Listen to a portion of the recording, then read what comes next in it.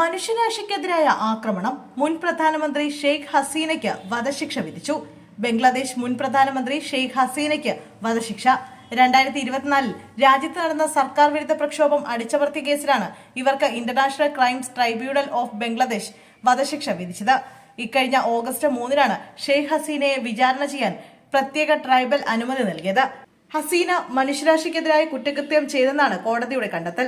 ഷെയ്ഖ് ഹസീന ഇപ്പോൾ കഴിയുന്നത് ഇന്ത്യയിലാണ്. ശിക്ഷാവിധിക്ക് പിന്നാലെ ബംഗ്ലാദേശിൽ സുരക്ഷ ശക്തമാക്കിയിട്ടുണ്ട്. കൂട്ടക്കൊല, വധശ്രമം, മനുഷ്യാവകാശ ലംഘനം തുടങ്ങിയ കുറ്റകൃത്യങ്ങളാണ് ഹസീനയ്ക്കെതിരെ ചുമത്തിയിരിക്കുന്നത്. കഴിഞ്ഞ വർഷം ജൂലൈ 15-നും ഓഗസ്റ്റ് 15-നും ഇടയിൽ നടന്ന പ്രക്ഷോഭങ്ങളെ അടിച്ചമർത്താൻ ഹസീനയുടെ സർക്കാർ അതിക്രൂരമായ മനുഷ്യാവകാശ ലംഘനങ്ങൾ നടത്തിയെന്നാണ് കോടതി ചൂണ്ടിക്കാട്ടിയിരിക്കുന്നത്. ബംഗ്ലാദേശ് വിട്ട ഹസീന ഇപ്പോൾ ഇന്ത്യയിൽ അഭയം തേടിയിരിക്കുകയാണ്. ഹസീന എവിടെ പോയാലും ശിക്ഷ നടപ്പാക്കുമെന്നും ബംഗ്ലാദേശ് ഭരണകൂടം പ്രഖ്യാപിച്ചിട്ടുണ്ട്. ഹസീനയെ കൈമാറണമെന്ന് മുഹമ്മദ് യൂനിസിന്റെ നേതൃത്വത്തിലുള്ള ഇടക്കാല സർക്കാർ പലതവണ ആവശ്യപ്പെട്ടിട്ടുണ്ടെങ്കിലും ഇന്ത്യ ഇതുവരെ അനുകൂലമായി പ്രതികരിച്ചിട്ടുണ്ടായിരുന്നില്ല.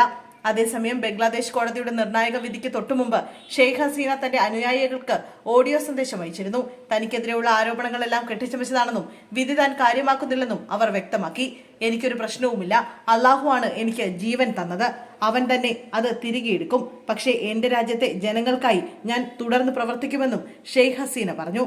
സമാധാനത്തിനുള്ള നൊബേൽ സമ്മാന ജേതാവായ മുഹമ്മദ് യൂനിസിന്റെ നേതൃത്വത്തിലുള്ള ഇടക്കാല സർക്കാർ തന്റെ പാർട്ടിയായ അവാമി ലീഗിനെ ഇല്ലാതാക്കാൻ ശ്രമിക്കുകയാണെന്നും അവർ ആരോപിച്ചു.